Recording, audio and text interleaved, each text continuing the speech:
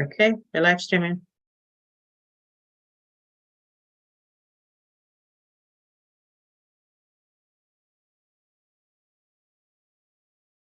Welcome, everybody. Welcome to session 3 on Find the Link Fertility series. Today's topic is on surrogacy. Big thank you to those who are joining us on the Zoom. Big thank you to those who are joining us on the YouTube channel. We still have a lot of time to invite somebody to join this meeting. It's going to be a great one, a very interesting one too.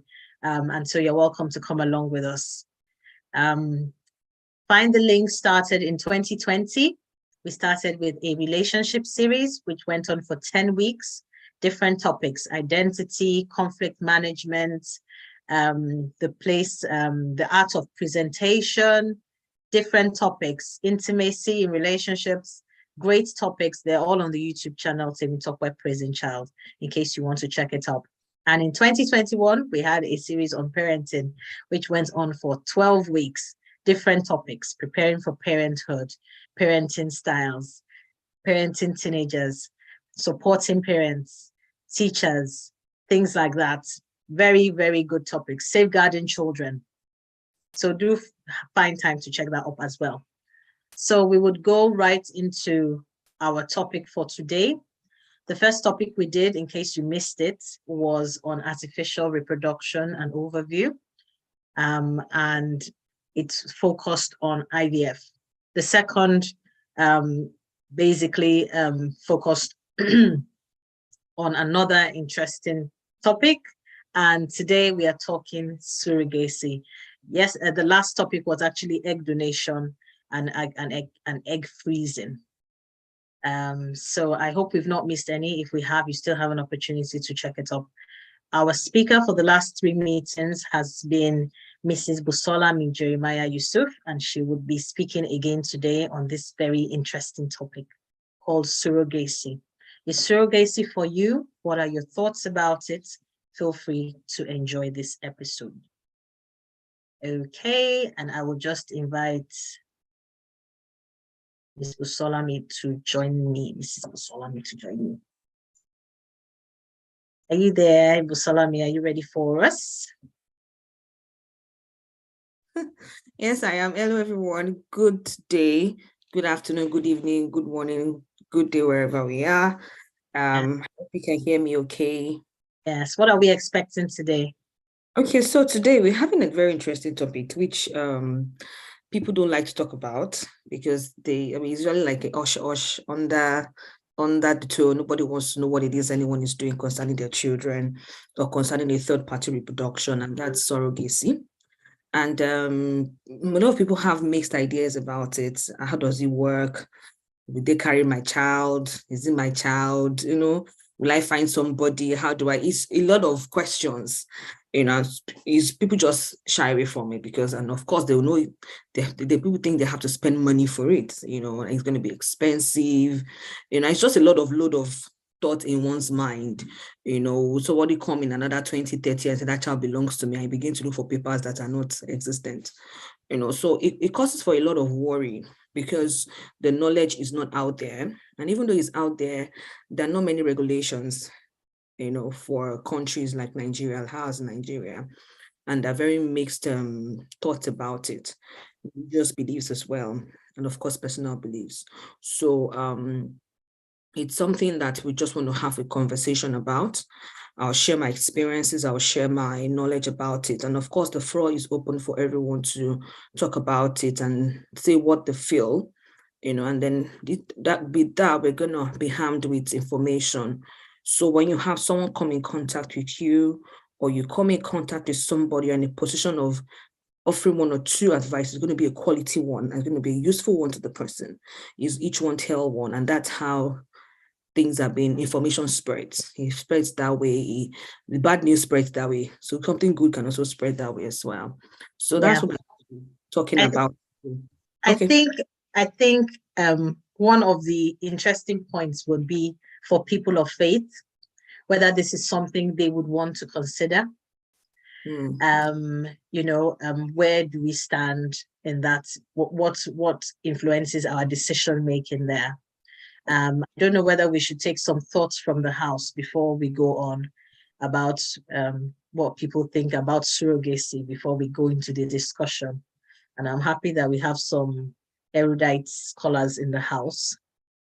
So I would like to take them all one by one. I want to find out who likes being put on the spot first. But they're all really good talkers. So I will take Dr. Lamikara first, followed by Dr. Adetun Faloye, followed by Momi Ayedu. Let's just hear what you think about surrogacy, what your thoughts are about surrogacy before we go into the discussion for today. Dr. Lamikara, Tommy, are you able to speak?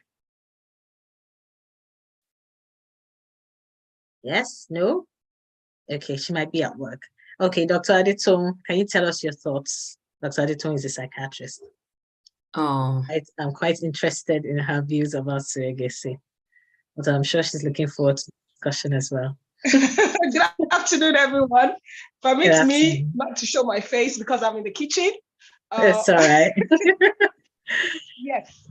First off, I want to thank Tokwe for Temi, like we call her, for coming up with this very interesting and highly controversial in Christian circles. But on a personal note, there are many things about life that I have become less judgmental about, because until we wear people's shoes, you really don't know how these things feel. And it's difficult to really like say I can't or I will.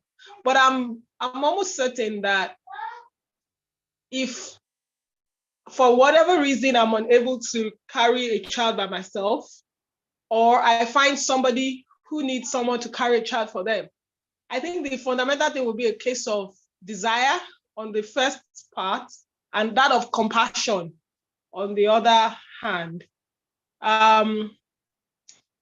People do really want to have their own babies, carry their own babies, and for one reason or the other that may not be their fault, or even if it's by their own errors in the past, if they desire to do it and there is a way for them to, and they are not able to do it, but there is someone who is willing and able to carry that child for them. Honestly, I think that I don't see how it contravenes biblical principles. I'm open to learning today, and I hope that I gain more perspectives as this event continues. But I do think that if people desire to carry their own babies and they cannot, and they find somebody who is willing and able to, I do not think that it is wrong to do that. While we do not have a clear example of such in the Bible, I think that there's something close to it, in the sense of when Moses was placed in the basket and Pharaoh's daughter found her. I mean, people can choose to nurture children that are not theirs, either by proxy or by even carrying the babies in their wombs. I think the same principle applies. Of course, there are other entanglements that can then arise following that. Issues of detachment, issues of conflict, emotional conflict on the part of the surrogate mother, who might become attached to that pregnancy, and many other unforeseen things that can occur. But as a principle in and of itself, frankly, as a Christian, as an individual, I have no objections. Okay. Thank you. Thank you very much. I told you that some people don't mind being put on the spot. You think she had prepared to talk.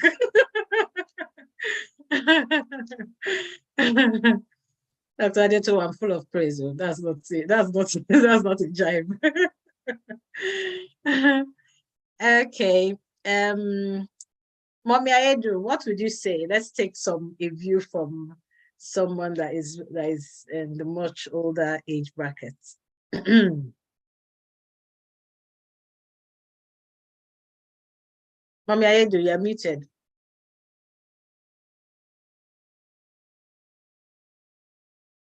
We can't hear you. Good afternoon, everyone. Good afternoon, Personally, I ma'am. will not. That sigh is loaded. So hello. I will not support surrogacy. Okay, ma'am. Okay, ma'am. I will. I think it's similar to what Sarah did for Abraham. That's something like that. That's what Sarah wanted in her mind. But it ended up not being possible. There was a conflict. I think I prefer to adopt than to for surrogacy. Thank you very much, ma'am. So it's good that we have different views in the house. And when mommy has mentioned the issue of Sarah advising her husband to go into Hagar, her husband being Abraham, the patriarch, which most people might be familiar with from their religious books. I'm also thinking of the example of Rachel and Leah that also asked their husband to go into their concubines. It was Bilhah and what's the other lady's name? They were their concubines from their father's house. First, because Rachel could not have children, and then Leah because she wanted more children in addition to the ones she had. I think in Sarah's own case, there was a clear instruction that God was going to give him a child from his own loins. So going in a different way, in his own case, was an act of disobedience. In the case of Leah and Rachel, there was no talk about whether they talked to God or not. There was no negativity about it. It was just go into my husband and give me children, give me your children from him. It was just like that. I think in those days, their concubines were almost like slaves in that sense. So it was almost as though they wouldn't have really had a choice. But I'm now thinking of the aftermath in which all these children were now recognized by God as the 12 tribes of Israel. And so God recognized them. There is no clear cut that he said that this is a yes or a no. But I think that what would be important for people of faith is that what is your motivation? And if you are a child of God, what is God leading you to do? Because if you are not in a place of obedience or you are in a place of clear disobedience, then there could be a problem. And we already know how much problems happened with the issue of Abraham, Hagar, Sarah from then till now. So there can be a huge problem that is far-reaching. I've also heard interesting stories about mothers being surrogates for their daughters, which I have found very interesting. Yes, but there is the balance to look at it, that it is a risk. It is because, in Yoruba land, Nigeria, that's part I'm from, very proud Yoruba girl, they would greet you Ekwe Womo. That's because passing through the period of pregnancy, giving birth to a child is a huge hurdle. And so a woman that decides to put herself through that because of another person is actually taking a huge risk for another person, regardless of the cost involved or the compassion involved, because sometimes things can happen. So it is a risk. It can be a gift to somebody else. Some sisters might do it, who knows? But I think each one has to be thought out on its own merits, based on the people concerned. And of course, we wouldn't place ourselves in the place of God and judge people, especially if things have already happened. But this is just something to think about upfront before you consider such a decision, or to consider whether this is even for you at all. And even if it's not for you, there will be people around you that would do it, and they will be very happy to have their own children as well. I have a hand up from Olanike. Let's just take your comments and then we'll go into the discussion. You can unmute yourself. Okay, good evening, everyone. Good evening. The issue of surrogacy actually in this side of the world is still an issue. This side of Nigeria is still an issue here. And I've seen a surrogate child before, and there is one in my church, but I didn't know until much later. But then they waited a long time. Now, when you are talking about why God recognized those children, I think it's because in those days it is more about the father than the mother. That the child comes from the loins of the man. Doesn't really matter who the mother, who gave birth to that child. Now, actually, the issue of surrogacy, from my own personal view, I don't see anything wrong with it. It is still much different from adoption.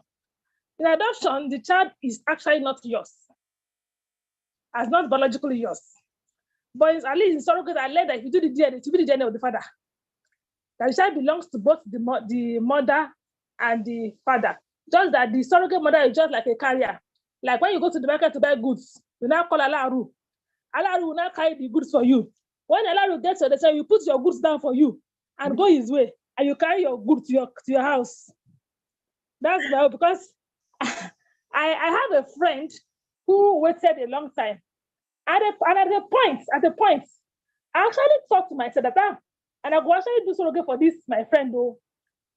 But I didn't tell anybody. I was just thinking within me that if my husband was away, probably out of the country, and is going to be out for long, I might actually do it for her and hand over the child to her. But unfortunately, she passed on last year without the child. So to me, surrogate is not, I wasn't going to do this for money. I was going to do it just because she's my friend, not because I want to collect money from any of them. So to me, there is nothing wrong, personally, in surrogate. Thank you. Thank you very much. You're muted, Busolami. Very interesting. I think my undertone comment will be louder than hers, so that's what I'm muted. That's a very interesting example about the Alaru. I would beg to differ about the importance of the mother or father input. I think both are equally important. Whether the mother that gives birth to you or the mother that nurtures you, I think they are both important. As Busolami would probably be talking about, the surrogate mother does not have any input in the child's DNA, because I went a reading, if there's a word like that. Yeah, so she's basically the carrier, what you've described. But yes, the mother and father input is very important, but most important, especially in the part of nurturing. Yes, I think we would just go straight to Busolami now. Over to you. Very much, everyone, for the comment. I think, the part that really got in for me was the compassion, really, because being a surrogate is a huge gift. I don't know. Like you said, from where we come from in Nigeria, when you have a baby, you've gone through like 9 yards, you've gone through all the orders and all the risk of carrying a baby, not just kind of birthing a child, no matter how the child was born, either cesarean section, whatever section the child is being born.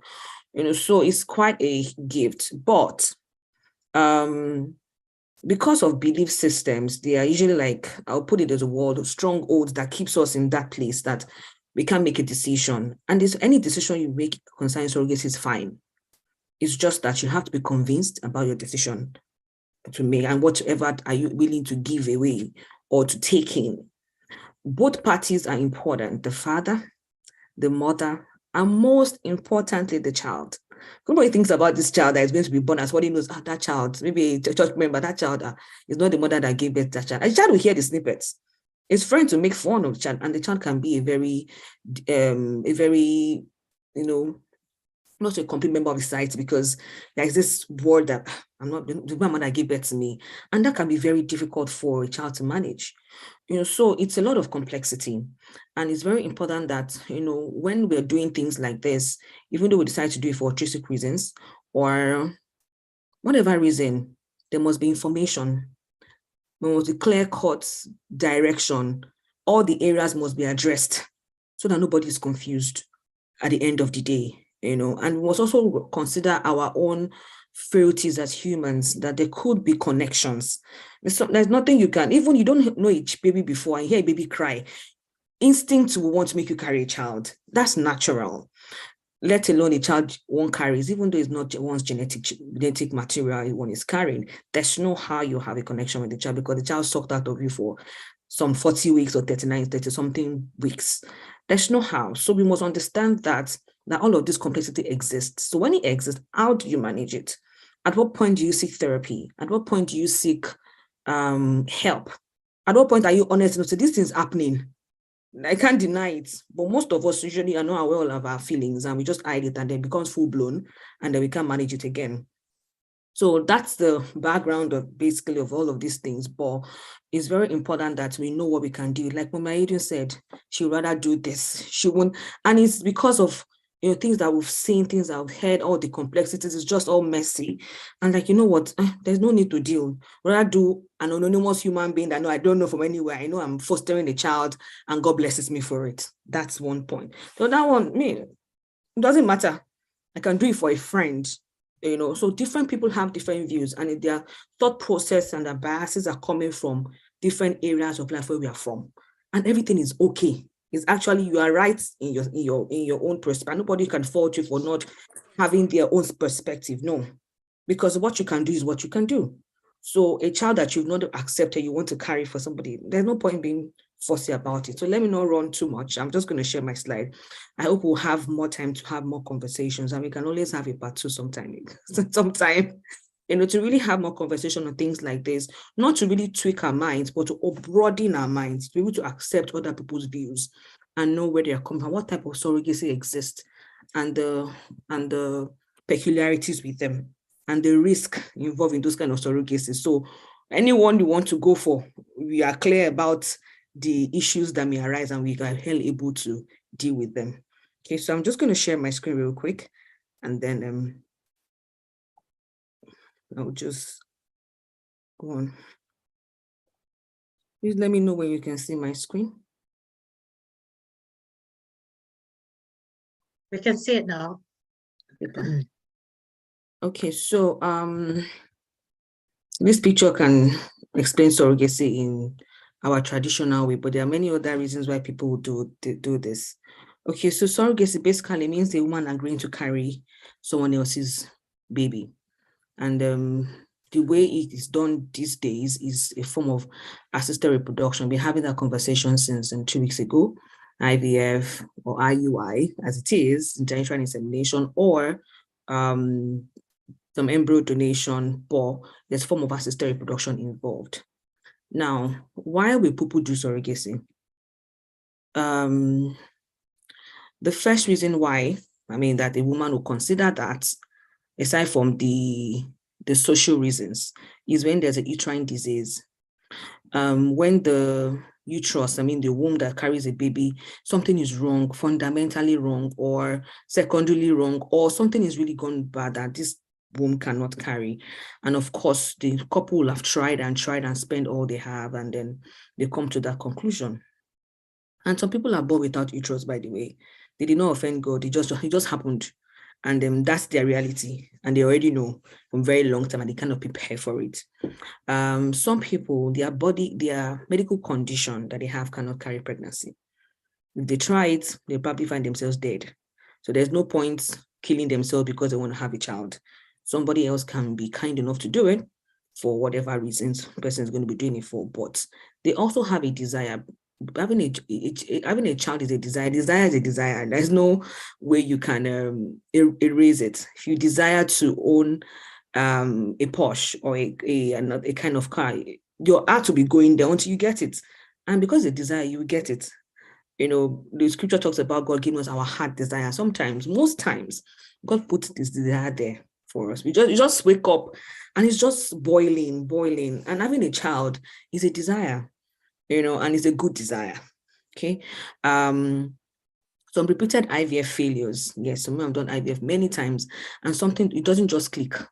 It doesn't just implant. And they've done all the tests that they know how to do in the world, but it doesn't work for no reason. That may be an indication to have a surrogate to carry the pregnancy. Yeah, in these contemporary days, same-sex couple do surrogacy. The male same-sex couple, because they want to have a baby. It's just the kind of world we have found ourselves, but it's just good that we know these things that they exist. There are two types of surrogacy: the traditional surrogacy and gestational surrogacy. So the surrogacy involved in the Bible, Old Testament, Abraham and Hagar and Sarah and Leah, that is traditional surrogacy, where the surrogate is parts, our DNA is parts of the forming of the child. So our eggs are used. So it could be, then that's when you can say an IUI can be done, intrauterine insemination. So she's ovulating and the sperm of the husband is inserted. They don't want to have sexual contact. Okay, so the child is biologically, genetically the surrogate and the intending father. Okay, parentage, of course, is a bit complex because the intending mother, the person who employed the surrogate, cannot, if they want to lay claim on that child, it's a very tricky thing to do because the surrogate has every right. She can claim it's clean and she's going to win the case. For example, in Nigeria, where we don't have such laws, but the laws we have are very subtle. But it says clearly that the owner, the woman who births the child, is the owner of the child. And also in the UK as well, the birth mother, either is genetically as or not, she's the owner of the child until you prove otherwise. So, I mean, if she, of course, she's birthed the child, the nurses will call the child baby Mrs. It's clear they're not confused about the owner of the child. So traditional surrogacy in these days is less practiced because of its serious complexities. Of course, we are still in the complexity of traditional surrogacy to date. Okay, so of course the children are recognized, but it's very complex. Gestational surrogacy involves a gestational surrogate. That means that the surrogate has no genetical involvement in the growing child inside of our womb. The genetic product, the embryo, belongs to the commissioning father or intended parents, better put. Both intended parents own the genetic material, and our womb is just to implant and grow the child, and she births. She does not choose her own egg. She's just a carrier. So they're better called gestational carriers. So she has no genetic connection with the baby, but you cannot remove emotional connection. You cannot remove psychological connection. When the baby is kicking, she's feeling it in the body. But these are real things, just to bring out that. Depending on the society, on the countries, some different countries have different laws. Yes, the birth mother is the owner of the child, but if they want to register the child and they bring all the documents regarding consent form, regarding the IVF, the owner of the baby genetically, and the surrogate is ready to give parental control to the parents, then that flaws all the case that the child eventually goes to the intended parents. But of course, this has to be done with a lot of caution, has to do with a lot of paper, done with a lot of clarity, and of course, a lot of implication counseling. So we're just going to talk about who a surrogate is, just to put it in perspective. So who is a surrogate? A mature female adult. Very important to understand that this female is mature. That it's not someone who is an underage. Underage, I mean, underage, say less than 18, because of the complexities. In maturity cannot be, maturity is of course, you say it's not age, but you want a woman, someone who has nurtured a child before, because a woman who has nurtured a child before understand the curves of what pregnancy is about, is not surprised that she's pregnant. Another qualification for a surrogate is the low risk. For surrogates is low risk, less than 35.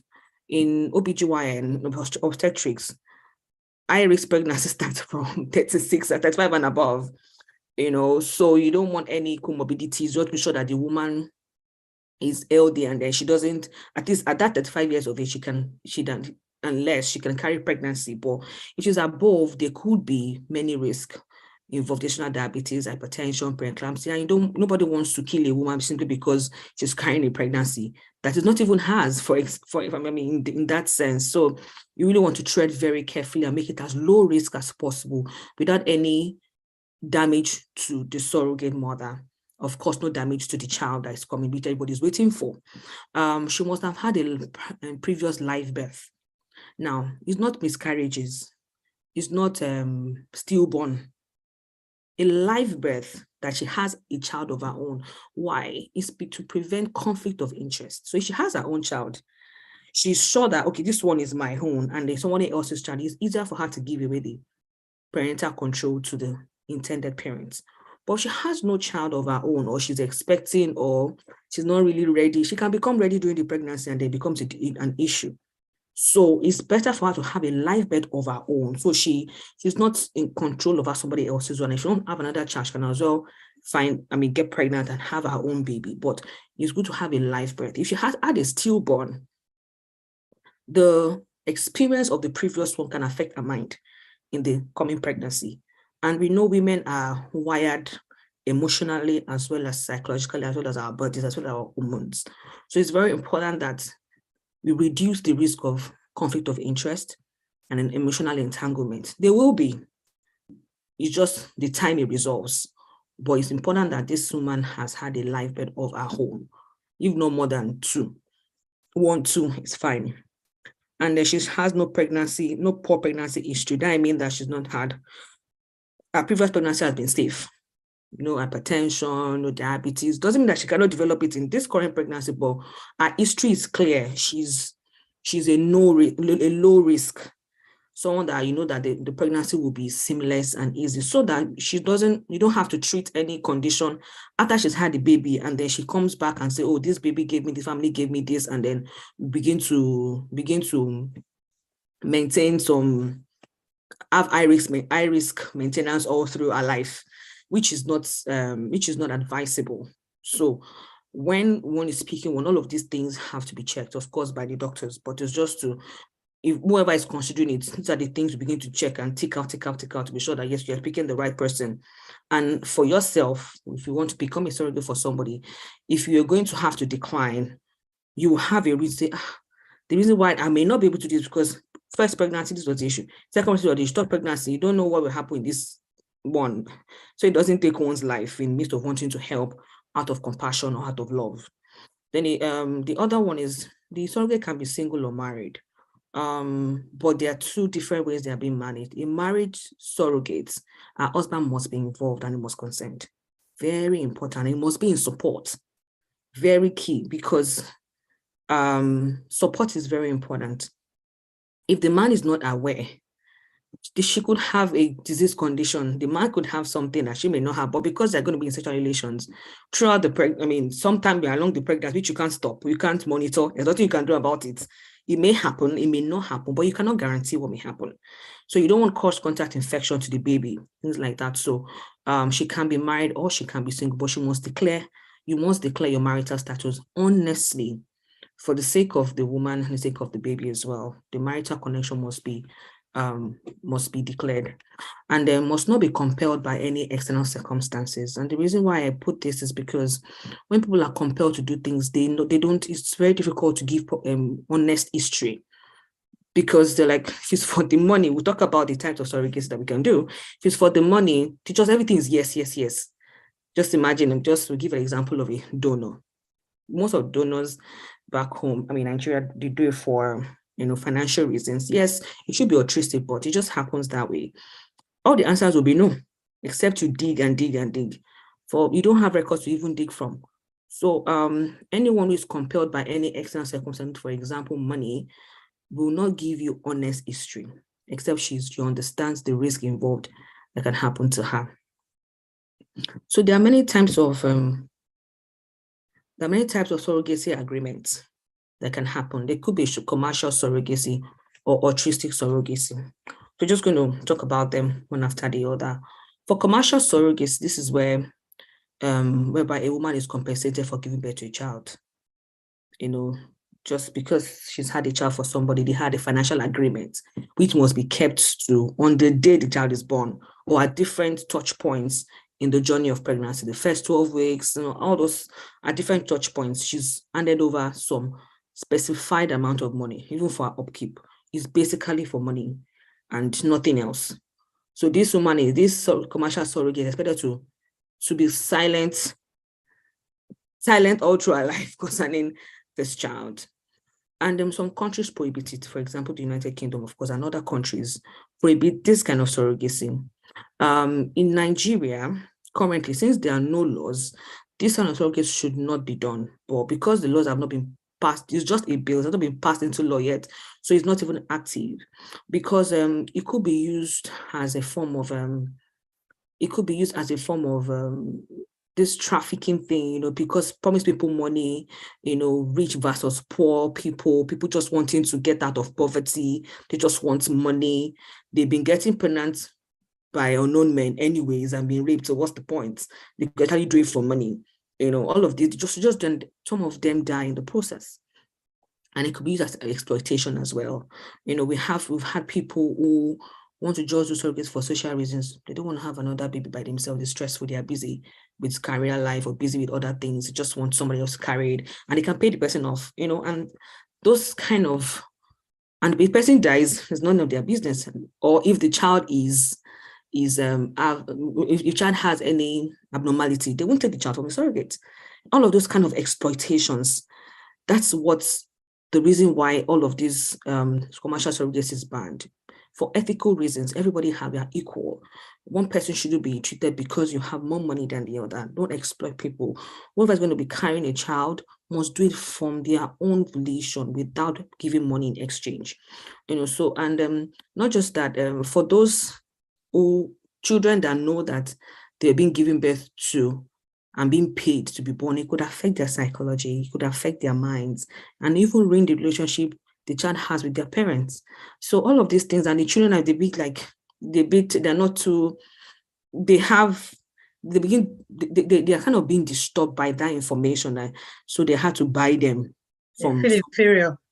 Exactly. There's a word I'm trying to look for. The word is not just coming, but they feel, so they had to buy them. So they are bought babies. They will probably not understand the need of the parent, but to them it's irrelevant. Also, surrogacy, this kind of surrogacy, over research, is being practiced in very high, how do I put it, populated countries, poverty countries, and they just want to get out of poverty. You find in places like Nigeria, of course, India, like that, just exchange, and we buy babies. And we've had them in the news already in Nigeria, where people are selling babies at different points in time, get ladies. I watched the movie lately, and I really saw that it could be real. Put ladies in one place and they just sell the babies to people who need them. Of course, they don't buy them. They don't sell them to people who don't have money. They sell them to, very highly influential people that we look up to in the society. And these are things that they're not even legal, in the country. So until when all of these laws are passed and they begin to implement them, then we understand the gravity that this commercial surrogacy should not be encouraged. Then the other kind of surrogacy is altruistic surrogacy, which somebody mentioned on the group now, which is good. It's done without any financial exchange, usually done by family and friends, people that really have compassion. Without any comorbidities, people, we are, how do I put it, as Africans, as Nigerians, we are very communal. We want to make sure that another person is, especially in the place of getting pregnant, having babies, once that someone is struggling, we feel for them, we have compassion. There's any way we can help, people are usually willing to do so. This kind of surrogacy, for tricky surrogacy, the children are better protected.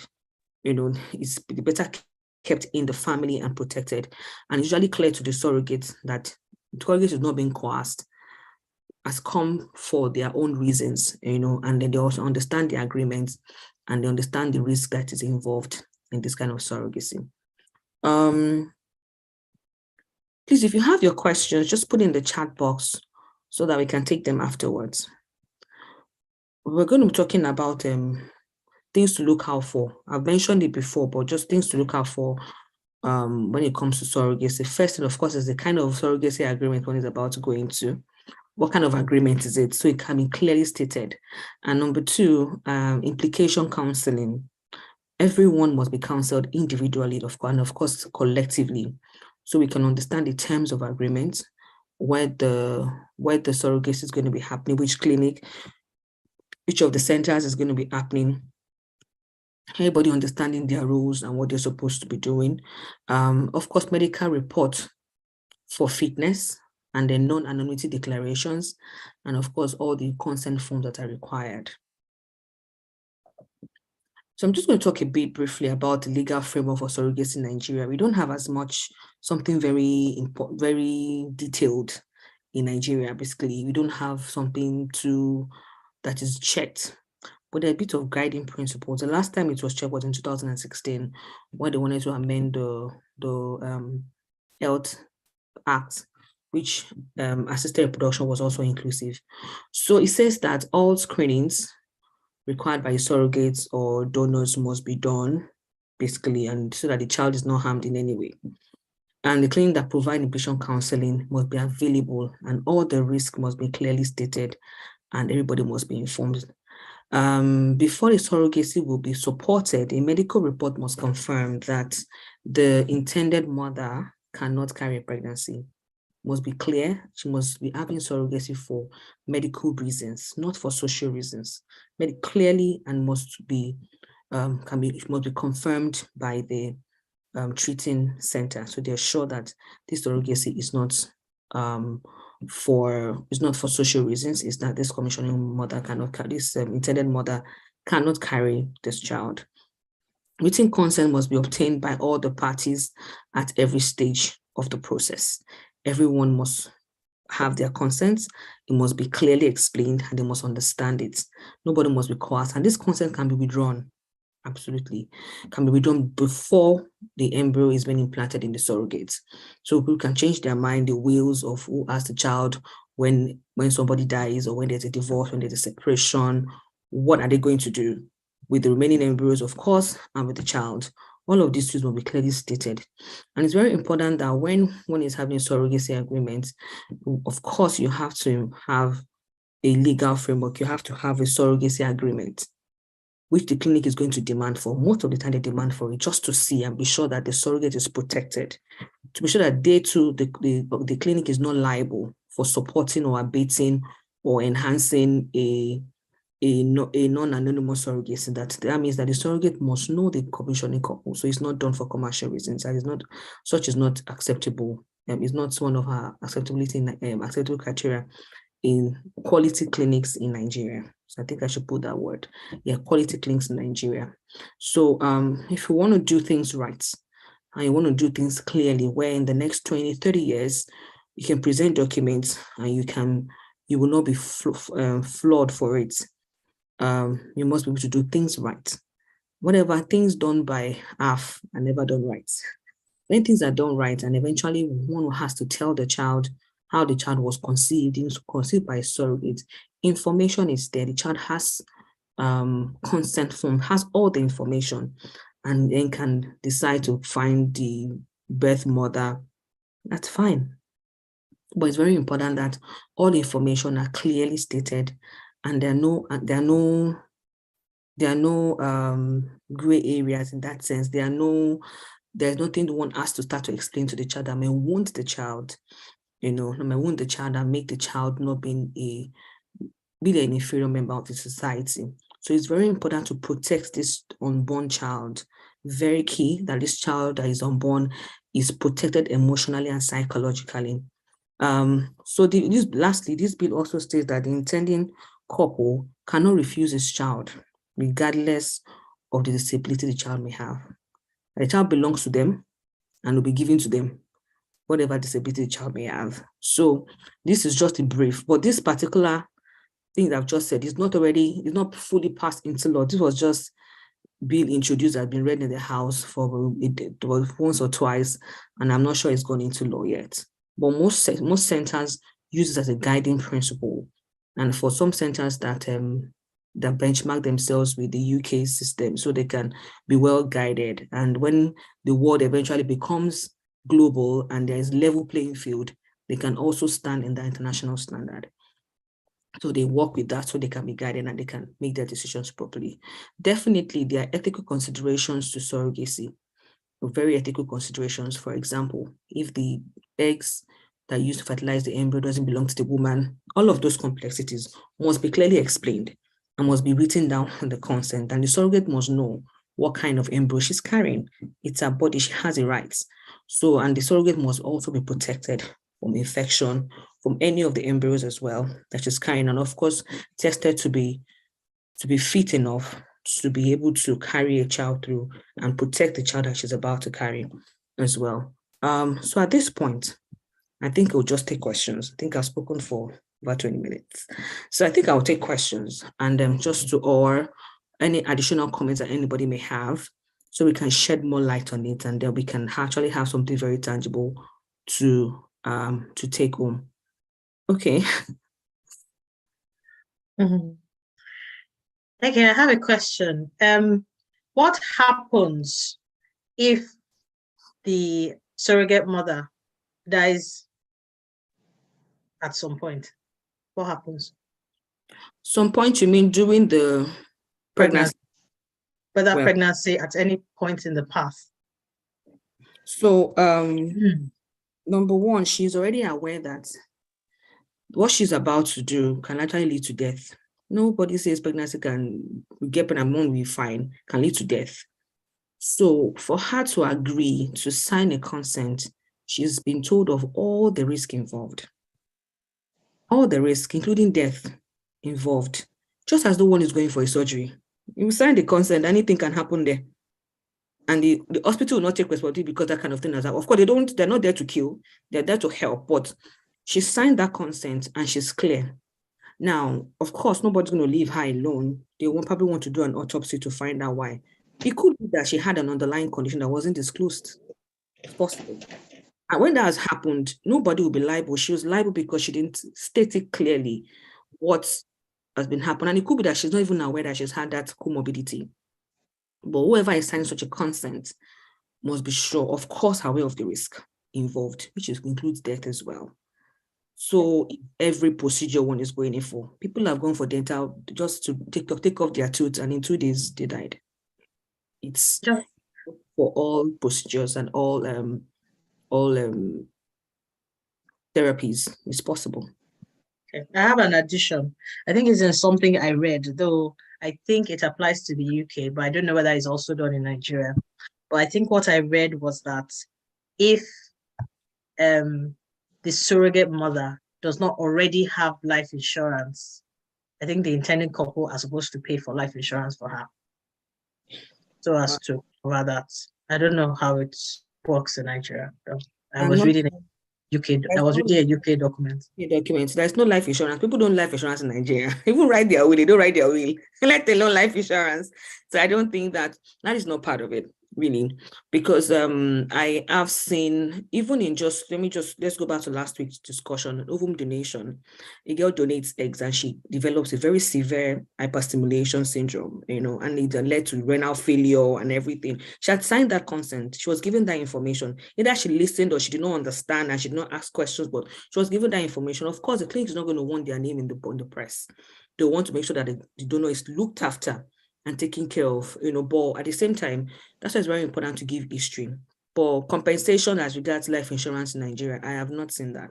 I don't think it's taken to that extent. We haven't gotten there yet. I'm sure it's something that probably, as the discussion goes on, maybe in the House of Assembly, in the higher house, it's going to get better. But for now, there's none. Okay, I think it's something, if someone wants to be a surrogate mother, it's something they should probably consider as well for their own. Yeah, I agree.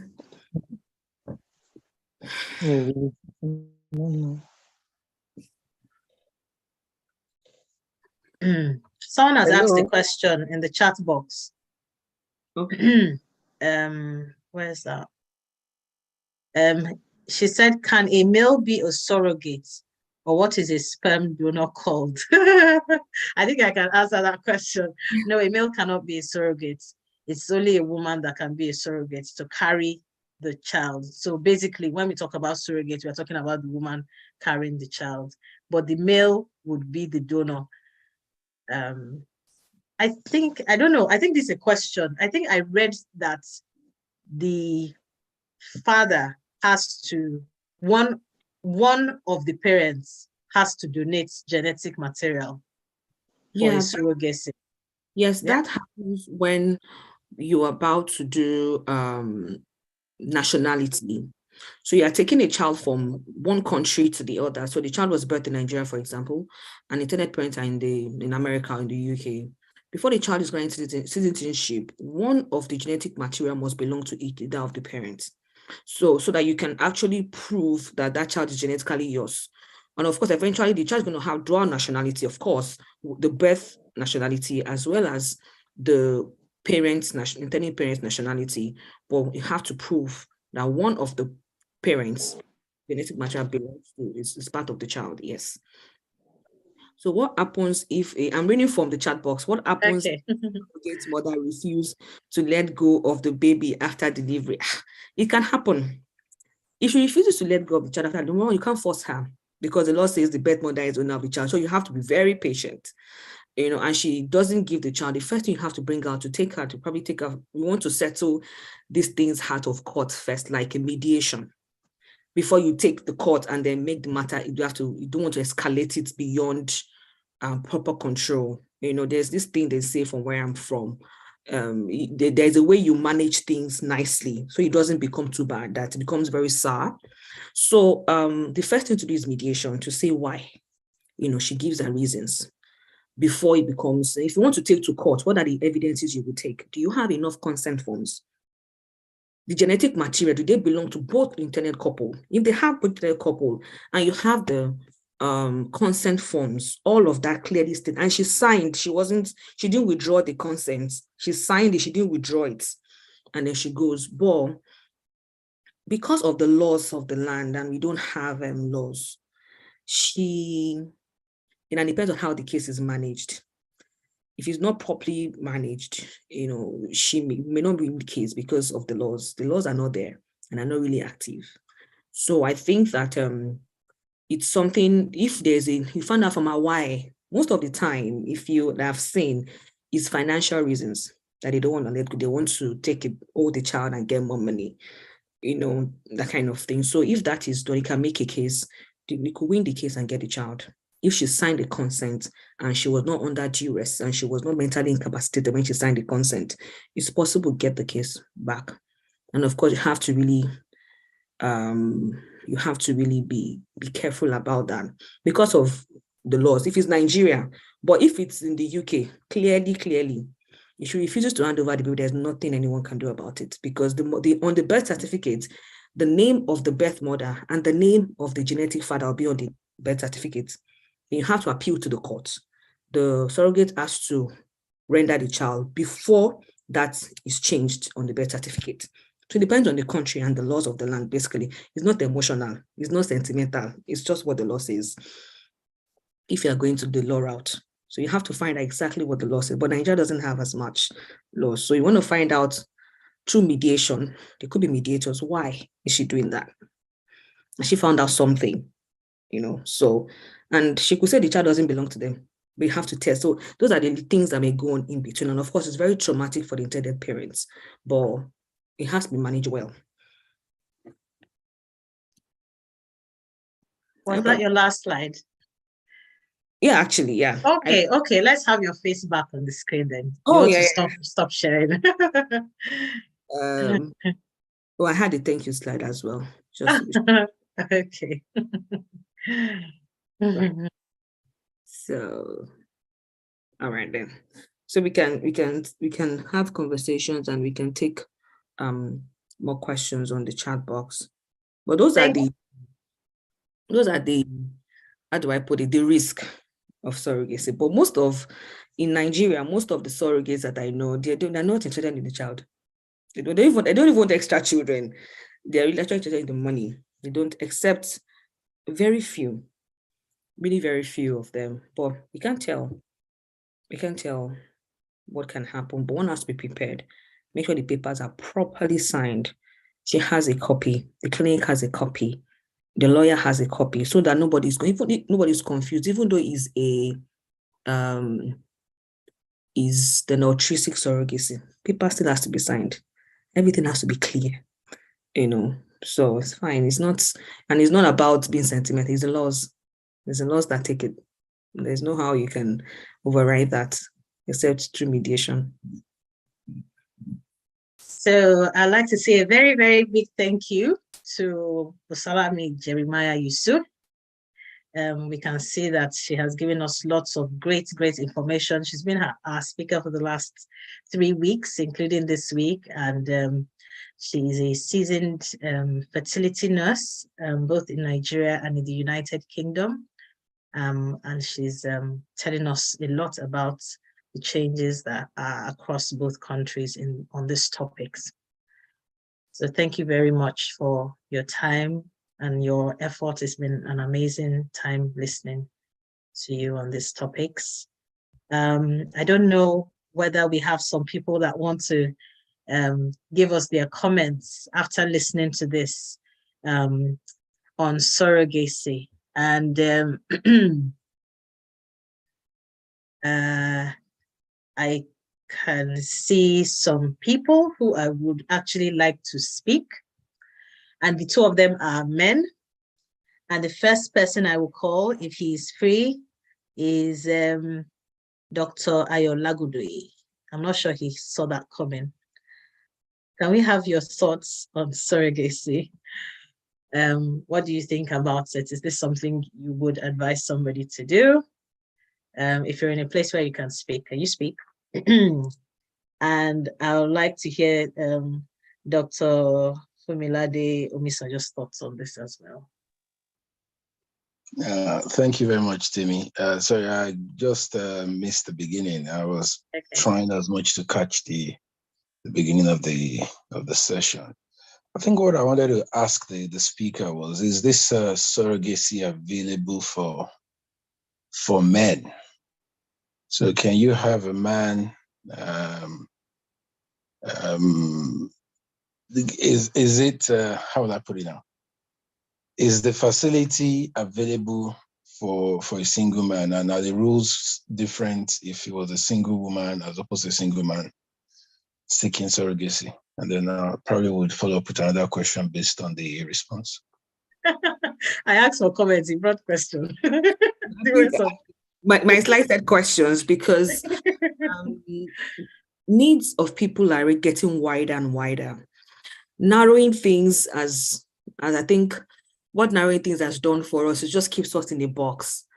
I remember sometime, I'm going to answer your questions very quickly. I remember sometime I got a call from someone who says, why? Because you treat single women, they get donor sperm and they get pregnant. Why can't you treat single men? I'm like, oh, okay, we didn't see that coming. Because research has said that there are so many single moms and they thrive well. They do well. I mean, single moms raising their children, they have the capacity. Women can multitask. We had all this research. But men, have you ever seen a single man, maybe a man raised a family before, raised a child before? But things are changing in this time. Men look after their children. But how many research do we have? Is there any policy to that? So what grants you the effrontery to say, oh, we're going to be giving single men treatment? So now when you talk about surrogacy, now when you have single men, not just single men, same-sex couple, 2 men, and they want to have a surrogate, they fit the criteria. If you want to do nationality change or nationality, one of them will be the sperm donor or that gives the sperm. And then they get the eggs from wherever, the bank, they get the donor, wherever, and they get a surrogate. It happens. And it depends on the law of the land. In Nigeria, for example, same-sex marriages, same-sex couple is not legal. I think it's 40 years imprisonment. So any clinic that ventures into it is already liable by the court.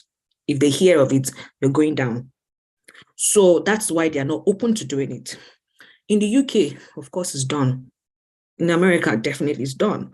So it's not something that cannot be reached. It's straightforward. There are many egg banks in the world. You can ship the eggs into where country you want to have it done and then get the surrogate. It's just a long process, paperwork and all of that. And you qualify for the criteria of a passport national change because one of the partners will be that, but single, and then a man with a single man can decide to look after his child because they're also You can have a nanny that can look after it and pay the nanny, but the child belongs to you. So all of these things, the world has changed. The dynamics of family has actually changed. Of course, religious-based is not our faith. I mean, it's not our faith, but we have this coming every day. We have these questions coming every day. We have people who their minds are so free. They don't see any restrictions. They have no strongholds in quotes. And they have a desire as well, as much as we have desires. And we can't use our biases and our glasses and our specs of religious to just cut them off that way. So it's very important to, this kind of information I'll give when anyone comes to me and asks me. Of course, it's very possible. Okay, I think I want to ask a question on the back of that. I think it's usually couples that will do surrogacy, isn't it? Yes, it's couples that will do surrogacy because the child must be, couples that will do surrogacy. So a single man doing surrogacy, they're wondering, so who's going to be the father, who's going to be the mother of the child? And so usually couple. So even in same-sex couple, you'll find a male figure and a female figure in that sense. So usually couple, basically. Thank you. Yes, Dr. Lagode, you want to ask your next question? Yeah, I'm still a bit unclear with the answer. I mean, I'm not mixing up. I mean, same-sex couple, I mean, in Western society, it's a special privilege. So definitely they have to qualify. I'm just saying for a single man, because my question is going somewhere. So for a single man, and in your practice as a fertility nurse, have you seen any single man come in with a, let's say with an altruistic donor as a what do you call it now, as a surrogate mother to get a baby? Because I know that as a single mother, you probably can get a surrogacy if you have a donor. So, I mean, have you seen any like that? Because I think there probably is a reason why we don't see cases like this. Okay, first thing, I think the surrogate basically is somebody that has a womb that carries for somebody else. She must have a uterus. That's what makes a surrogate a surrogate. A uterus that can grow another human being, which is a baby. Yes, people can come in and want to give their sperms and want to have a baby as a single man to say, I want to have a baby and I want to use my sperm. So the question is, do you have a partner? I don't say married, though. I don't have to marry. Do you have a partner? So because if you a partner that is a female, of course, this time around a female, yes, who is going to carry this baby for you? Because a man that wants to have a baby on his own must have to find a surrogate. I don't know if I'm answering your question. Is it still on the call? Well, Yes, I just think it's yeah. So what I'm saying is, if obviously the surrogate is someone who can carry. Because I'm just looking at the long term, game in this. Because definitely I think that society is evolving, but what would be the long term goal? Because once we can get people, both men and women, to have families without the basic unity, which is a family, I just wonder what the end goal will be. Because we have to start asking ourselves, not that I believe that there's a sinister conspiracy necessarily, but I just wonder what happens to the basic family unit in the future or in the next generation, especially if single men can have access to getting a donor, whether they go to places where the rules are more relaxed, you can induce, or whether you're in places where the rules are strict and you can get an altruistic person to donate, then you start thinking, what would be the point? Because I think the only reason why these things are still like this is that single men are not allowed.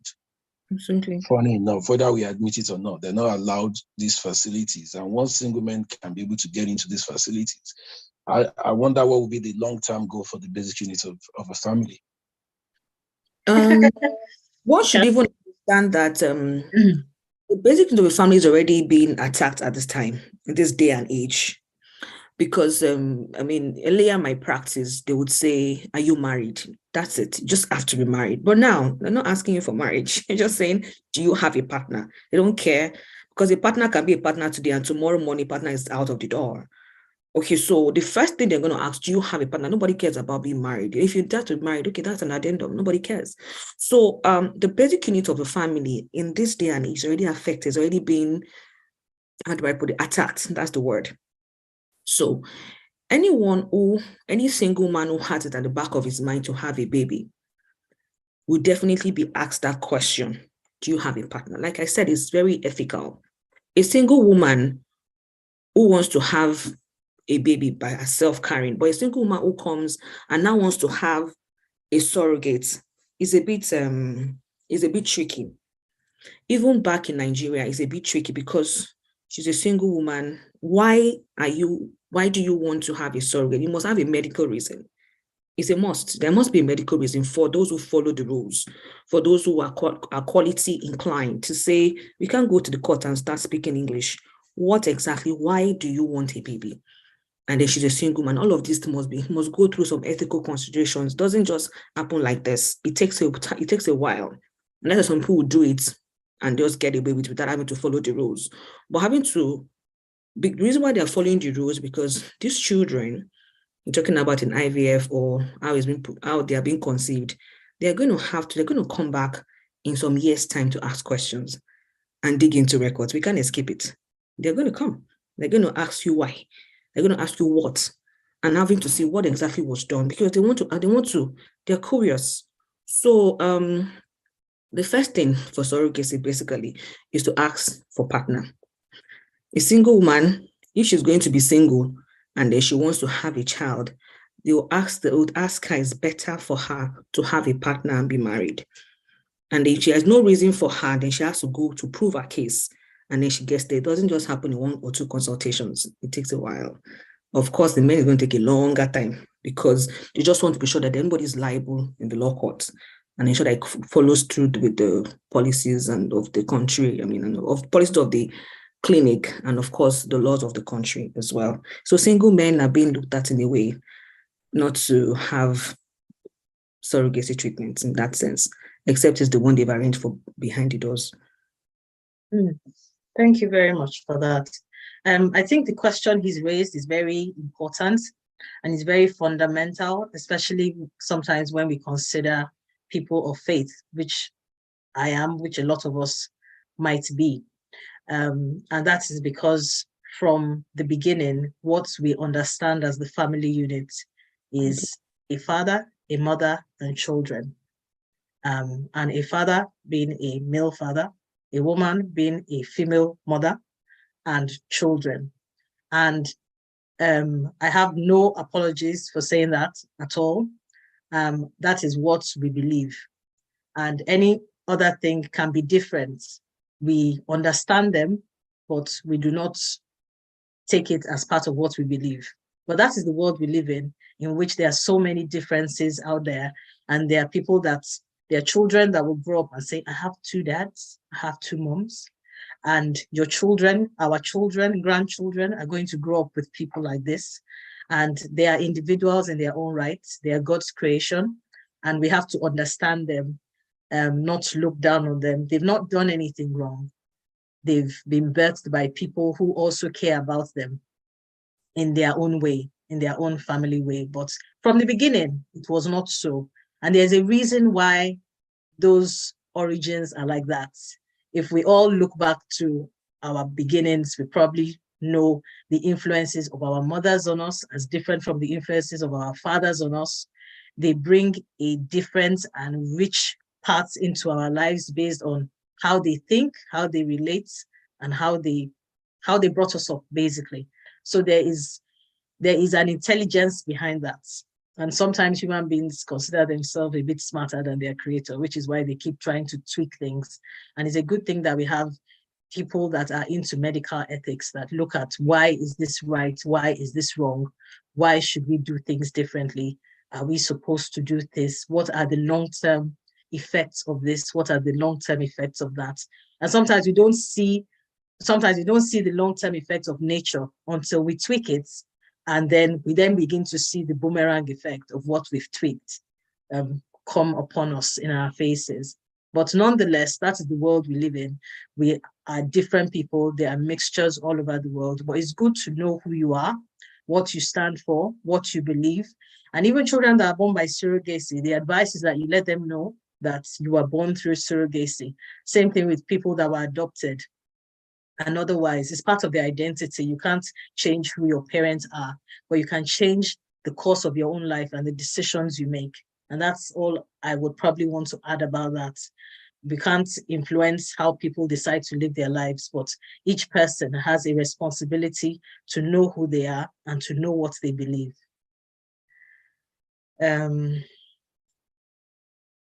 Is Dr. Omisonja able to say a few words? Actually, Dr. Omisonja is actually going to be taking our next session, which is on sperm donation and sperm banking and what makes good sperm. So that's going to be his topic. He's a professor of urology. Thank you for joining us today.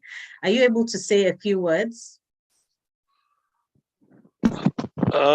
If you want me to, yeah. Yes, please. Good evening, everybody, and thank you.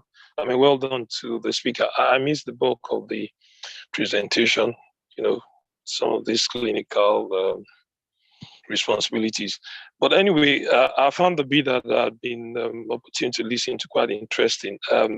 I'll ask a question, and if the response will then determine whether I will make further comments or ask other questions. So I just want to confirm from the speaker, in Nigeria as of today, is there any legislation that disqualifies a single person, male or female, from getting, surrogacy services in Nigeria as of today? I know what the clinics practice, based on their own guidelines, their own policy. But is there any legislation against that? There is no legislation against the old ART thing in Nigeria, technically. So clinics work by what they believe in. Yes, they would do for single women, not for surrogacy. Surrogacy is a bit ethical, so they have to really sit on it. But for men, it's actually they don't really do it like that, because they don't have guides, and they're really like, how do we deal with this? Because once you give one person, you're going to give everybody. So how do you defend yourself? And what kind of society? We traditionally men, a man, a woman, a child. So you are bringing a child to a man. How do you manage that? So people work with their minds are, they're like, it's a bit, they cringe at it. So for men alone, it's not, I haven't heard a lot, to be honest. I mean, on the ground, but I haven't heard a lot. But for women, single women with surrogacy is looked at and sat on properly. We're sure that what you are doing, you can defend it legally when there's a court case that comes upon it, and you have all your documents clearly. And there's any issues, you just deny the treatment and just let it go. Okay, thank you very much. So I'll make a further comment on that. And I suspected that was going to be the answer. And the reason why I asked you is because I can share with you Mount Center's experience with kidney transplant. You see, the legislation, there is just no legislation on so many things in Nigeria. And so eventually people are left to do what they believe is right, as it were. So we started with a living donor kidney transplant program, and we're going to go into diseased donor. And it was at that point that we actually found out that nationally, we didn't have a document on even brain death. Now, if you cannot say this man is brain dead legally in the country, how are you then going to even start the discussion of harvesting his organ for transplant? And that was an eye-opener for us. There was no national document. I mean, no legislation on that. What we did was then to try to sponsor a bill through the Lagos State House of Assembly, hoping that someday maybe that will be pushed to the National Assembly. And, of course, even the one at the state level, we've not been able to get that done. So I know there are so many gaps, but I know, fertility services have been available in Nigeria for a long time. So I was hoping maybe you guys are much ahead in terms of having gotten this legislation in place at the national level. And I think that can be a good thing, can be a bad thing, depending on how we look at it, especially when one listens to maybe, allow me to use the word, maybe the fear Dr. Lagunjoy expressed, and Dr. Ayedun's stance, as in, so what do we do? The legislations are not there. So those of us who have the kind of stance of Dr. Ayedun, in terms of what to be a family unit, this is the time to then start pushing for a legislation that will probably recognize recognize a family unit as we know it, as we think it should be, to be, the unit that should have access to, understand, this kind of care before the other people who, have the kind of views that she expressed, I think maybe people are not very comfortable with, before they take over. Because I'm sure as long as that gap persists, we're going to have somebody who comes to a fertility clinic Sunday. He probably, as a single man, he gets denied and he can threaten to sue people. Because on what basis are we denying him that service if there is no law, you understand, disqualifying him? So these are some of the gray areas I think we have to deal with the country as we have it for now. So, but like I said, it could be good, could be bad, but I think it's an opportunity for us to start, those of us who are involved in this, to probably start pushing for some of this legislation. Thank you very much and well done. Thank you very much. Thank you very much, Dr. Amisom. But I think they're actually working towards it, but nothing is still clearly stated. But I mean, for us that have traditional beliefs like myself, I share the same beliefs. I mean, when I won't want to put my hand on any documents that has with a man alone to raise a child, I will just screen just saying, I can't do this. You just draw the line, because what you're not comfortable doing, my name is not going to be that kind of documents. I mean, I'm just saying, I'm not going to do this, because what I can't defend, I'm not sure I won't do it, because I think about this child is going to be born, no mother figure. It's just that my personal beliefs. And once you're not comfortable doing something by your personal beliefs, you just withdraw and not do it. That is me. But when the law comes out, well, I'm not sure the law can compel you to do something you are not fully convinced about, but it's something that we need to talk about, because it's going to be more, I've been seeing it for the past 5 years. It's been coming up. Social surrogacy has been coming up as well. So needs are happening. What do we tell people that want these things? We need to have something, and then not find ourselves in the court and we say we don't have any legislation. They're not going to listen to us. What's going to? Thank you. I have a question from Nokia 5.4. Please, could you tell us your name and ask your question? You can unmute yourself. Nokia 5.4. Yes, you can speak. Okay. My name is Adeoye, and my question is very straightforward. I haven't listened to what she has been saying. I want to ask, is it possible for a single man to get a partner for surrogacy and later on everybody parted ways?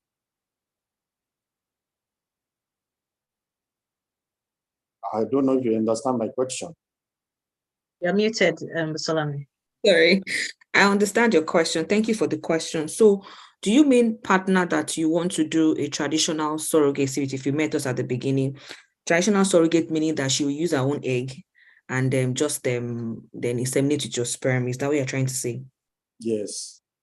Okay, that's traditional surrogacy, and it's not practiced in most clinics. So when you come to the clinic and then they ask all the questions, most probably you'll be denied because of the kind of surrogacy you're about to do, because the partner you have is genetically involved with the child, and it'd be difficult for her to give you back the child under normal circumstances, and that's very tricky to manage. So it may not be something that probably you may want to think about it, what kind of surrogacy that would be. Okay, so and they may want to ask you further questions why. They will not want to pry into your life, of course, but ask you questions of why do you want that kind of surrogate? Why do you want to raise a child alone and things like that? Because a child should be brought into a family, a father and a mother figure. So why do you want to bring a child up all by yourself? Can you give the child all the necessary training or the necessary comfortability in that sense into the society without child having to be trying to balance his or herself? So what kind of welfare plan do you have for the child? what's the right of this child is supposed to be nurtured, and grown in the proper home.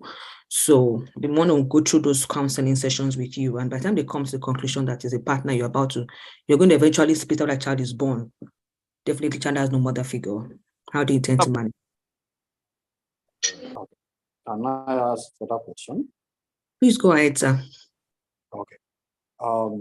I've witnessed a situation whereby a lady got married legally to a man, have children, probably one or two, and then she just disappeared with the children. Now, here's my question. Okay, before I ask the question, I've also witnessed a situation whereby a man and a lady have an agreement of having children together, either one or two, and then he take all the responsibility on the children, but no marriage, just children. Now,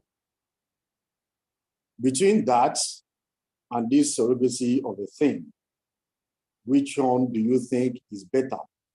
Knowing fully well that the clinic might not grant the request for this traditional surrogacy one that you just explained. Okay, I think I'll need help in this question. It's kind of a lot of coefficients are involved, but yes. I'll just say one thing, and I would let it. I'll have other people put their comments. But there are different agreements for different things. Different agreements for different things. Different marital relationships can happen, or relationships, civil marriage. You don't have to go to court. All sorts of relationships can happen, and agreements can be drawn in just sitting down alone. No lawyer. You can have such conversations, and anybody can default because we are human. Anybody can default at any point in time. So all of these things, and then the peculiarities of people are different. But what we are actually talking about is when there is a couple, a man and a woman, married, and both of them agree, working together, wanting to have a child together. So that's the scenario that we are talking about. Because if we begin to expand it to different areas, there are going to be many answers that will come in. But this is a husband and a wife. They are married. They're having issues having a child. So if the woman's womb is not carrying, the man is not saying, is your womb, go and deal with it. It is our womb, because the man doesn't have a womb to carry baby anyways. So for example, if the man's sperm is very bad, for example, this is not surrogacy, it's not to go and deal with your sperm, it's our sperm, because she doesn't have sperms anyways. Our sperms are not good. So they are collectively making an agreement to have a baby. That's why they call them intended parents or intended couple. So this has nothing, we're not talking the context of single people being partners and wanting to have a child. Anything can happen in their agreements. Defaulting, taking the child, disappearance, anything can happen. But this is in the lines of having a third party, bringing in somebody, agreeing with somebody else in the name of two individuals under the context of marriage, in that sense, if you understand what I mean. So many things can happen in individual conversations, but when it comes to a couple, that's what we're talking about. I think I got you right now, because I came late actually. I came in when the other man was asking a question. Oh, yeah. I understand many things. Many of these things happen, but you cannot, there are many, when you go to the court or there's a mediation, there are many things that happen in between that it becomes muddled up. But this is a clear case. This surrogacy is clear of this is what we're doing. All right, then if there's other ways, it probably be called other names. When it comes to surrogacy, it's so clear. Husband and wife, they want a child. Child is not coming. We get the third party, and then these are agreements, and everything is all clearly written down. Now, I don't know whether this is a question or this is an appeal, because I know very well that there are so many couples that are Christians and born again, so to say, that are yet to have the children of their own, and they'll be fasting and praying and all that.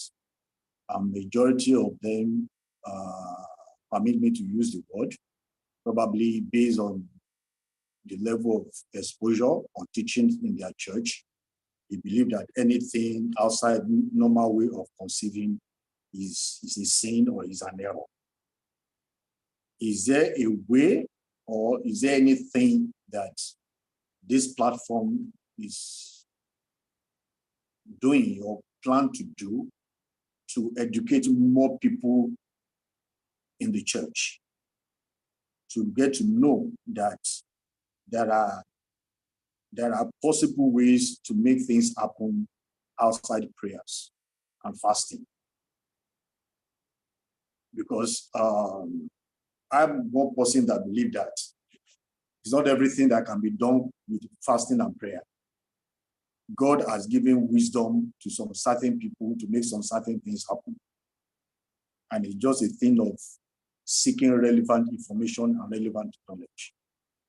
So is there a way this platform can reach out to more people, to educate more people, and let them realize that, okay, you'll be married for 10, 5, 20, 15 years, no matter how many years, no children yet. These are different ways you can have children, rather than suffering yourself with fasting and prayer and all that. Is there anything in line for that? Thank you very much for your question. I think this fertility series is part of the awareness that has already been started. And we that are speaking are people of faith. So we are trying to take the conversation out there if we are not able to have the conversations in-house, because a lot more people need to know about the kind of things we are talking about. Some people, everything we are saying is completely strange. And a few people that are exposed might have heard 1 or 2 cases. But there are things that might become mainstream as years go by. And there are things that it's the world that our children and grandchildren are going to be born into. So it will be good that we are aware of it. And I think we have lots of things in this fertility series. It's called Fertility Series for a reason, not Infertility Series, so that people will not think it's people that are looking for children that would need to attend. It's for all of us. It's so that we can understand each other. We can understand struggles people go through. We can be compassionate. We can know about options, and we can be better informed. I appreciate what you said about everything is not prayer. The Bible says wisdom is the principal thing. So there is a wisdom component that mustn't be missing if we must have a good life. So there's a wisdom part. All wisdom, knowledge, understanding comes from God. But then we now need to be able to appropriate it, that which one is for us. So some people are already specifically instructed that their children are going to come from them, which is what we started at the beginning, the story of Abraham and Sarah. So that's a specific instruction. For those that have not heard such a specific instruction, they have lots of options, and then they can then decide in an informed manner what works best for them. Some of these things, some people will not even need to hear it to the end. They already know it's not for them. They are not interested. But there are some that other people might want to consider. And so it's good that we are open-minded about things like that. So if everyone here decides to share this YouTube channel or this session with other people, that will be some way of taking the word out. I have definitely shared it with people who I know are ministers of God. Whether or not they listen to it, it will be helpful for them or for their parishioners at some point. So yes, everyone can share the knowledge, share the light, and be an unbiased participant in other people's struggles and a compassionate person as well. All these things that we are talking about, a lot of them cost a lot of money.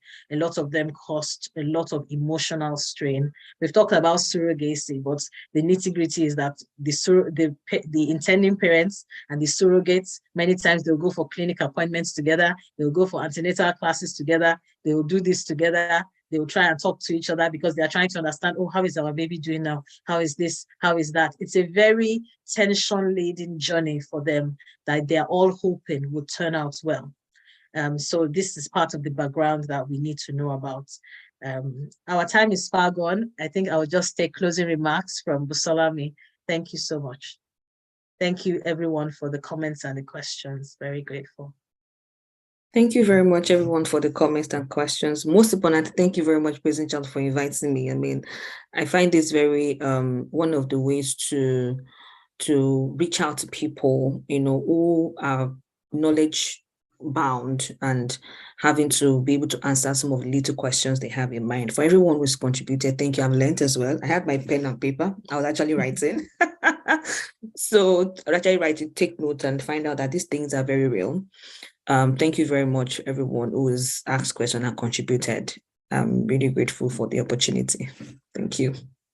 Thank you again, Busolami. Thank you, everyone that's here. At whatever time you joined, if you missed out something, you can watch again from the beginning. The YouTube channel is Temitope Praising Child. We've had 3 sessions out of 8. Next week's session is going to be sperm banking and what makes good sperm. And it's going to be taken by Professor Fumilade Omisojo. He graciously joined us today. You might have heard his comments earlier. He's a professor of urology in the Lagos State University in Lagos State.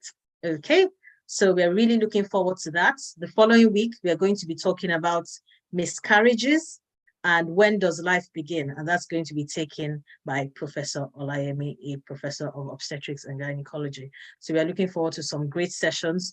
We've had an amazing time with Busolami Jeremiah-Yusuf, who has taken out of her time and made a lot of effort to give us wonderful sessions in the last 3 weeks.